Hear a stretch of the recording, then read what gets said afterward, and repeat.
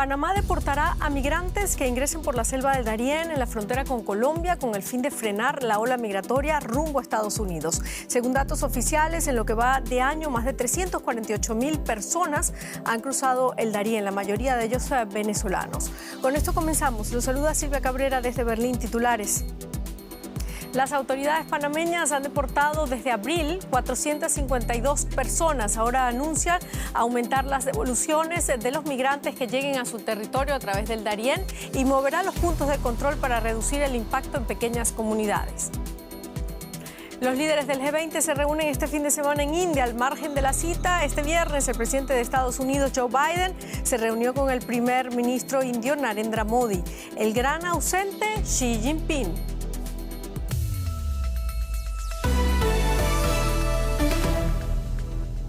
Panamá anunció este viernes que deportará a los migrantes que ingresen irregularmente por la selva del Darién.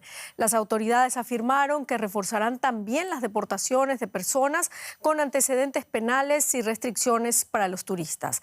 El tapón del Darién en la frontera entre Colombia y Panamá es uno de los pasajes más peligrosos de la ruta. La medida del gobierno panameño llega para hacer frente al récord de migración que se registró este año. Según cifras de la UNICEF, un gran número de menores ha cruzado la selva este año y el 90% de ellos tiene menos de 11 años de edad. Algunos incluso hacen la travesía solos. La violencia y la pobreza empujan a cientos de miles a dejar sus países y atravesar el tapón del Darién para llegar a Estados Unidos. América Latina y el Caribe sufren una de las crisis migratorias más acuciantes del mundo. Un campamento improvisado antes de emprender una peligrosa travesía a través del tapón del Darién, la espesa selva que separa a Colombia y Panamá. Esta es una de las numerosas familias que se aventuran por la jungla en su camino hacia Estados Unidos. Viajan con niños, son los más vulnerables. No, yo trato de no hacerlos sentir que estamos... Esto es como una aventura, pues. Es una aventura, trato que ellos no se asusten, trato que esté calmaditos. Aquí, como ves, bueno, aquí ya somos todos como una familia, ¿sabes? Un informe de Naciones Unidas, publicado este jueves, concluye que más de 60.000 menores de edad han cruzado el tapón del Darién en lo que va de año. Este es el mayor número de menores que haya cruzado el Darién desde que se llevan registros. Es el doble de los que lo hicieron hace 2 años y es muy superior al número total de menores que cruzó esta frontera en 2022. El organismo dice estar profundamente preocupado de estas cifras, pero el problema es aún más grande. Desde enero al 7 de septiembre de este año, más de 350.000 migrantes llegaron a las estaciones migratorias del Darién en su camino hacia Norteamérica, 100.000 personas más que el año pasado. Por su parte, el gobierno de Panamá decidió deportar a quienes crucen de manera irregular la selva del Darién. Además, bajó a 15 días la estadía para quienes ingresen como turista al país. Ambas medidas para frenar la migración irregular. Dentro de nuestras capacidades y dentro de nuestro presupuesto, incrementaremos las acciones para ir paulatinamente y progresivamente aumentando las deportaciones y las expulsiones en el tiempo que nos permita. De acuerdo a Naciones Unidas, la pobreza, la violencia y las consecuencias socioeconómicas de la pandemia explican el dramático éxodo en la región. Un éxodo peligroso. A su paso por el Darién, los migrantes quedan expuestos no solo a los peligros de la naturaleza, enfermedades o animales salvajes, sino también a la extorsión y abusos de las bandas criminales. Y nos vamos ahora a Ciudad de Panamá. Ampliamos con Fernando Correa esta información. Fernando, ¿qué argumentan las autoridades para tomar esta difícil decisión de deportar a los migrantes que llegan a ese país a través del Darién? Bueno, y saludos desde Panamá.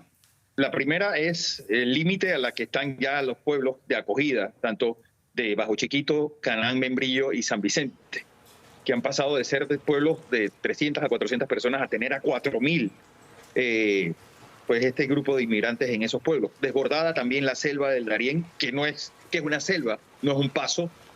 Se calcula que esta inmigración ha dejado más de 9.000 toneladas de basura en este pulmón de las Américas. Y creo que esa fue principalmente la toma de decisión, además, más de $70 millones que ha costado este tráfico o este tránsito de inmigrantes por la República de Panamá, el gobierno de Panamá.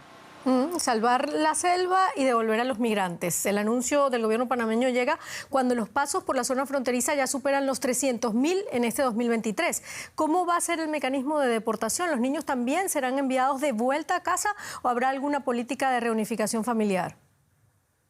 Bueno, 352.000 para ser exactos. Es la cantidad que han pasado hasta ahora. Sobre los niños hay 3 modalidades que hay que, sobre todo en el caso de menores, que son los acompañados, los no acompañados y los separados. Los acompañados son los que van con sus padres, que hay un vínculo biométrico que se está tomando para que sigan ese paso. Los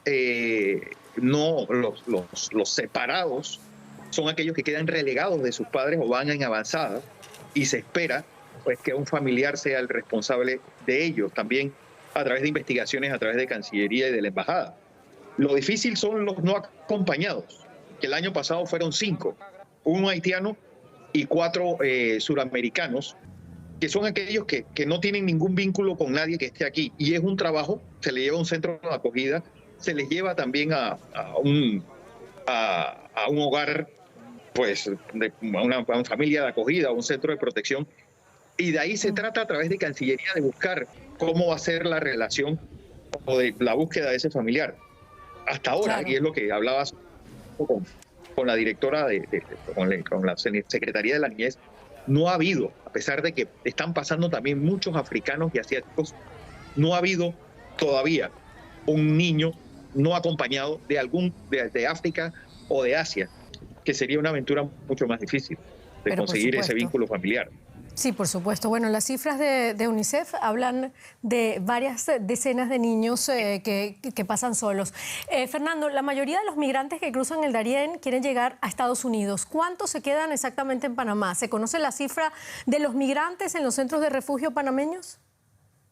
Bueno, los centros de refugio panameños van a tener muchas personas. ¿Por qué? Porque Panamá tiene una particularidad. Es el único país que lo transporta de una frontera a la otra. Es decir, ellos van a un centro de acogida en Darién, en la frontera con Colombia, y a través de buses se les traslada hasta Chiriquí, que es la frontera con Costa Rica. ¿Qué ha pasado? Por eso fue aquel terrible accidente de inicios de este año, donde iba un grupo de ecuatorianos que perdieron la vida, más de 47, porque iban en un bus trasladándose de un refugio hacia el otro.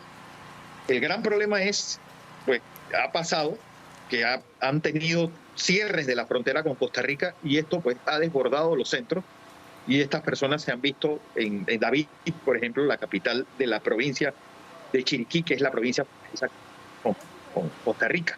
Pero generalmente lo que se trata en Panamá es de que pasen de una frontera a la otra de manera segura. Claro. Muchísimas gracias, Fernando Correa, desde Ciudad de Panamá. Gracias a ustedes. Y nos vamos ahora a Ecuador. Un concejal del municipio de Durán, en el suroeste del país, fue encontrado muerto. Se trata de Bolívar Vera, que había sido electo este mismo año para el periodo 2023-2027. El concejal, que limitaba en el Partido Social Cristiano, se encontraba secuestrado desde el jueves y su cuerpo fue hallado en una boscosa zona de la provincia de Guayas. El asesinato de Bolívar se suma al del candidato presidencial Fernando Villavicencio, baleado el 9 de agosto a la salida de un mitin en Quito. Ecuador se ha convertido en los últimos años en un centro de operaciones para los cárteles de drogas y grupos criminales que serían los responsables del aumento de la violencia en el país. El lunes se cumplen 50 años del golpe militar en Chile. La insurrección de 1973 arroja todavía muchas interrogantes, como lo sucedido en Colonia Dignidad, una secta liderada por colonos alemanes que adquirió armas en la República Federal y que fue centro de torturas. Recientes investigaciones apuntan a que el apoyo alemán fue clave para que los militares chilenos pudieran llevar a cabo sus planes. Villa Baviera. A 400 kilómetros de Santiago de Chile, hoy atracción turística, es conocida también por su pasado oscuro. Fue hogar de la secta Colonia Dignidad, que no solo torturó y abusó de sus fieles, sino que además apoyó activamente el golpe de Estado de Augusto Pinochet. Según investigaciones del canal público alemán MDR, lo habría hecho con el beneplácito de los servicios secretos alemanes.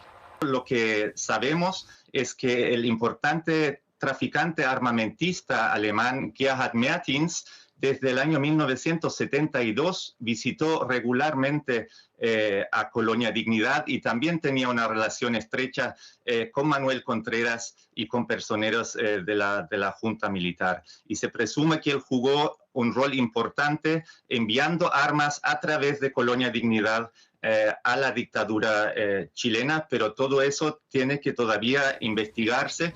Eso obligaría a desclasificar los archivos de la inteligencia alemana y a investigar el polémico rol del gobierno germano de entonces en Chile. En el Berlín de hoy optan por destacar su compromiso con la democracia y recordar las atrocidades del golpe. El viaje del presidente del Bundesrat con motivo del 50 aniversario del golpe y el asesinato del presidente chileno es una señal importante del gobierno alemán y estoy convencido de que el presidente encontrará las palabras adecuadas en su visita para abordar todos los temas. Temas sensibles que requieren de investigación no solo en Chile, sino también en Alemania, como la presunta vinculación de los servicios secretos germanos con la Junta Militar chilena para derrocar a Salvador Allende y la posterior connivencia con el régimen de Augusto Pinochet. Y seguimos con Úrsula Moreno porque ella está muy cerca con este tema y lo hace desde el estudio parlamentario. Úrsula, ¿qué posibilidades hay de que el BND, es decir, los servicios de inteligencia de Alemania, abran los archivos y por qué es tan importante?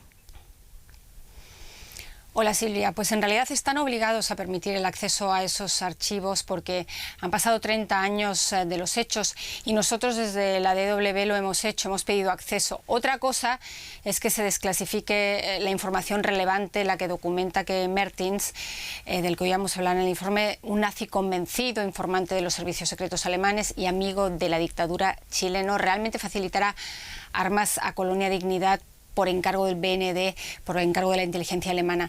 Hay muchos indicios que apuntan en esta dirección, pero faltan los documentos. Que hubo connivencia en aquella época entre el gobierno alemán, el de Estados Unidos y la Junta Militar parece claro. El Ministerio de Exteriores de este país ya admitió en su día que el gobierno de Willy Brandt sabía del inminente golpe de Estado, pero se niega a responder preguntas sobre la cooperación entre la CIA y el BND, los servicios secretos. Siempre se argumentan razones de Estado y eso es lo que puede volver a ocurrir, pero la presión aumenta, Silvia, también para conocer el grado de connivencia con el régimen de Pinochet, todo legitimado bajo el anticomunismo.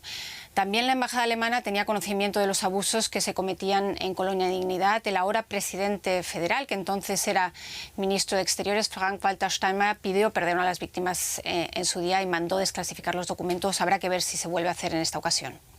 Muchísimas gracias, Úrsula Moreno. Y cambiamos de tema. Los líderes del G20 se reúnen este fin de semana en India con el planeta dividido sobre la guerra en Ucrania y otros asuntos clave.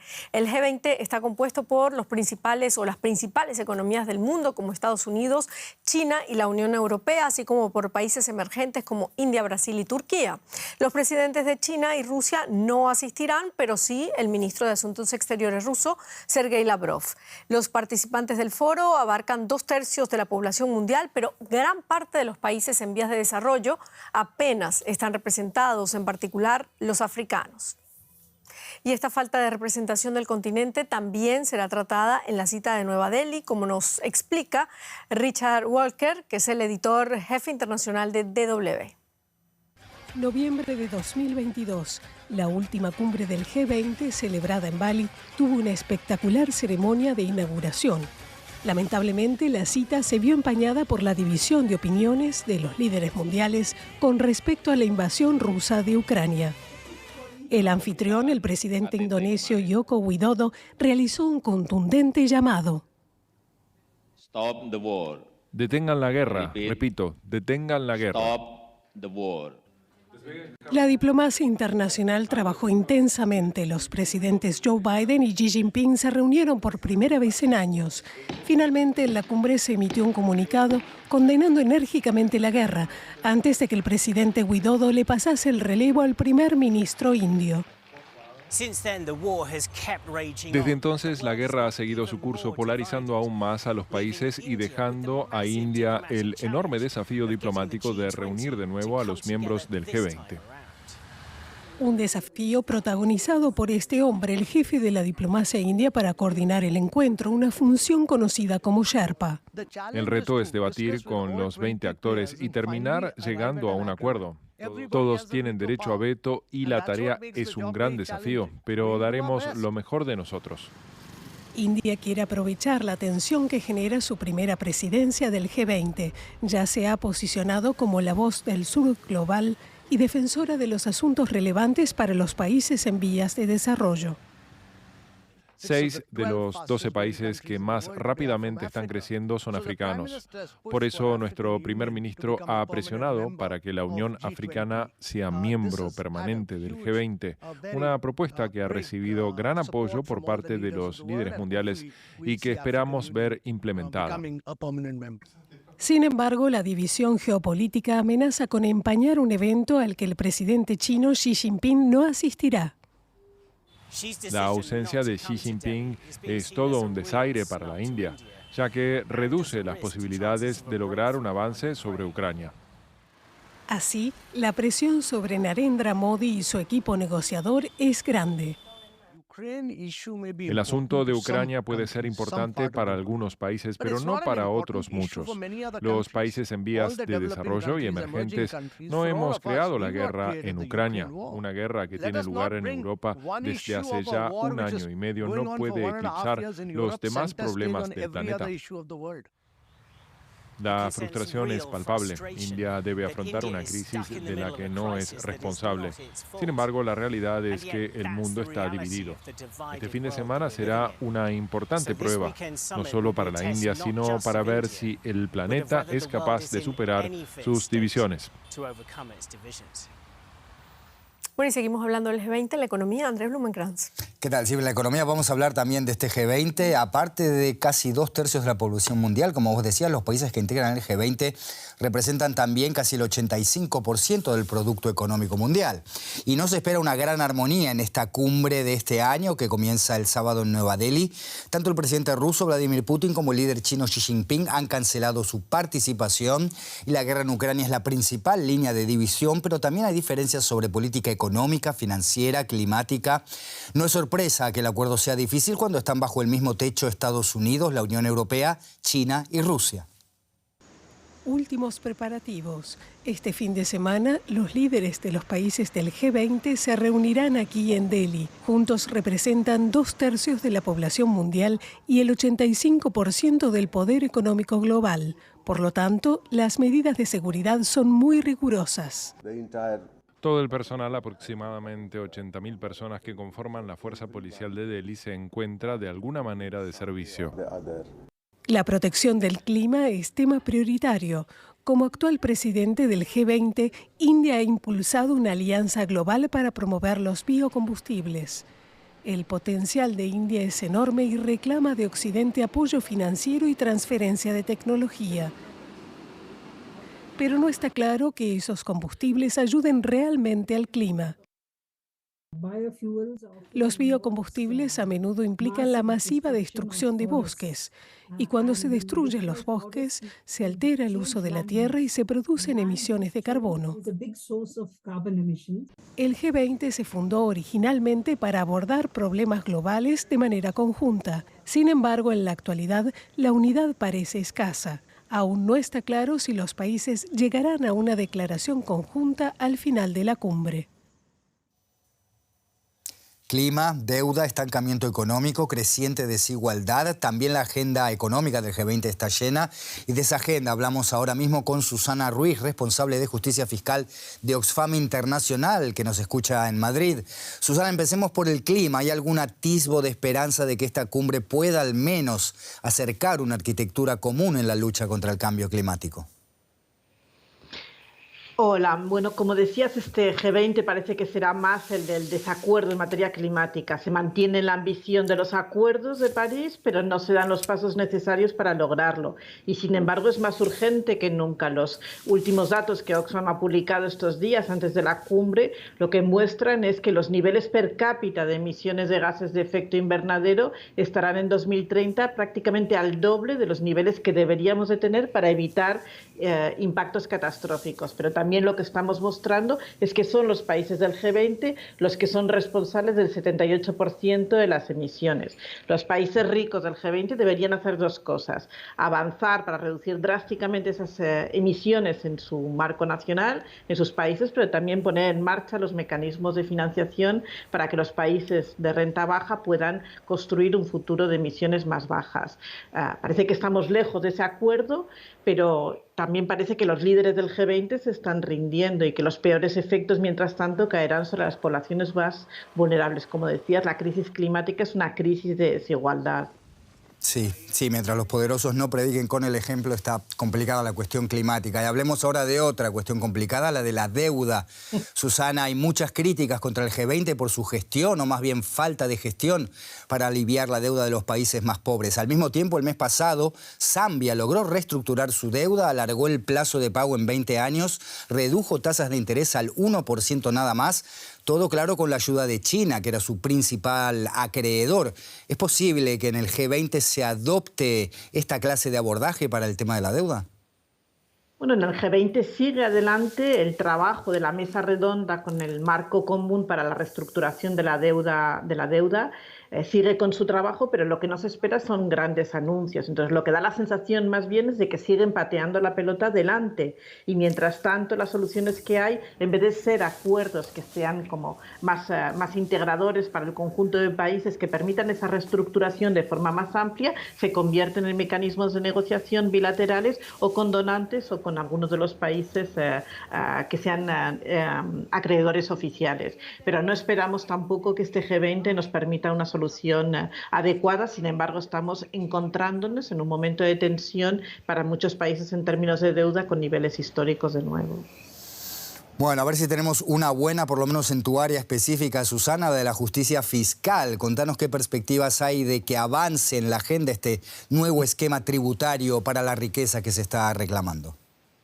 Tampoco en fiscalidad podemos esperar este G20 que nos dé anuncios importantes. Es verdad que habían avanzado hace un par de años sobre un acuerdo global, pero ese acuerdo global de tributación internacional ha sido un acuerdo de mínimos que ha generado una inmensa frustración, en particular para los países de América Latina, y está atascado en gran medida en la implementación por la falta de voluntad o la falta de capacidad política de algunos países del G20 como los Estados Unidos. Y además también al G20 le falta el pulso para poner en marcha otras agendas en fiscalidad, sobre todo en tributación de la riqueza. Vemos ese escenario de superconcentración de la riqueza y, sin embargo, no existe una agenda global. Y no lo decimos solamente nosotros, le toca al G20, y estos días hemos publicado una carta abierta que ha sido respaldada por una coalición de más de 120.000 millonarios de todo el planeta, por 18 ex jefes de Estado y por más de 100 congresistas, pidiendo a este G20 de India que dé el paso adelante para poner en marcha una tributación de la riqueza que reduzca la concentración, la superconcentración de riqueza. Si no sucede en India, esperamos que el G20 de Brasil el año próximo retome el testigo. Perfecto, prendemos una vela, cruzamos los dedos entonces. Susana Ruiz de Oxfam Internacional en Madrid, gracias, hasta cualquier momento. Muchas gracias. Ahora mismo Silvia Cabrera tiene más información. Muchísimas gracias, Andrés. Bueno, y mientras en el G20 están analizando la situación de la guerra en Ucrania, en Rusia han convocado para este fin de semana comicios municipales y regionales para elegir alcaldes, gobernadores y parlamentos. También han sido convocadas elecciones en las ciudades y regiones ucranianas que Rusia ocupa en Donetsk, Lugansk, Gerson y Zaporilla, unos comicios que Kiev y sus aliados occidentales califican de farsa y de intento inútil de legitimar la presencia ilegal de Rusia en los territorios arrebatados a Ucrania. Aunque se prevé una participación baja, los analistas consideran los comicios como una prueba para el Kremlin. Después en el 2024 deberá convocar además elecciones presidenciales. Hoy, a pesar de que varios candidatos concurren a las urnas, la censura impide un debate político real, pues casi todos los críticos del gobierno están entre rejas o han huido del país. Y en Cuba, según el Ministerio del Interior, 17 personas han sido detenidas por formar parte presuntamente de una red de reclutamiento para participar en la guerra de Ucrania, apoyando a las fuerzas rusas. Entre los detenidos se encuentran el organizador interno de estas actividades y 2 reclutadores. De acuerdo con las autoridades, los otros 14 arrestados confesaron haberse incorporado por decisión individual y voluntaria a la operación, a cambio de la residencia en el país euroasiático y una sustancial retribución monetaria. La Fiscalía acusa a los sospechosos de tráfico de personas y actos hostiles por parte de un Estado extranjero, entre otros delitos. Y el coronel César Rodríguez Rodríguez, jefe de la Dirección General de Investigación Criminal del Ministerio del Interior cubano, ha dado estas declaraciones. Escuchemos. Resultado de las investigaciones realizadas por los órganos del Ministerio del Interior en torno a estos hechos, se han detenido hasta el momento 17 personas, de las cuales una de ellas es la organizadora interna de estas actividades. Las 2 personas que utilizaba esta organizadora interna eran los encargados de captar nacionales, ciudadanos cubanos dentro del país. Y vamos ahora con un resumen de otras noticias importantes de la jornada. Miles de personas se concentraron hoy en la ciudad siria de Al-Sueida para protestar contra el presidente Bashar al-Assad. Las manifestaciones a causa de la severa crisis económica que atraviesa el país entran en su 4ª semana consecutiva. Es una rara demostración de desobediencia civil en una provincia poblada mayoritariamente por la minoría religiosa drusa. En España, la Fiscalía ha formalizado su querella contra el presidente de la Federación de Fútbol, Luis Rubiales, por agresión sexual y coacciones. Está acusado de besar a una jugadora en los labios sin su consentimiento tras la victoria de España en el Mundial Femenino de Fútbol. Si es declarado culpable, podría enfrentarse a una multa o a 4 años de cárcel. Y el equipo alemán de baloncesto ha conseguido la sensación en la Copa del Mundo que se juega estos días en Asia. Se ha clasificado para la final al vencer en semifinales a Estados Unidos, actual campeón olímpico. Eso significa que la selección alemana ya tiene una medalla asegurada. En un duelo espectacular, el equipo con su capitán Dennis Schröder venció al favorito en Manila por 113-111 con el joven jugador Franz Wagner y el especialista en tiros de larga distancia, Andreas Obst. El equipo alemán de baloncesto consigue así su mayor logro desde que ganó el campeonato europeo en 1993. Ahora al equipo le falta solo un paso, ganar a Serbia para ser campeón mundial. Es un contrincante que no se lo pondrá fácil. Y con esto terminamos nuestro informativo. Muchísimas gracias por habernos acompañado. Hasta luego.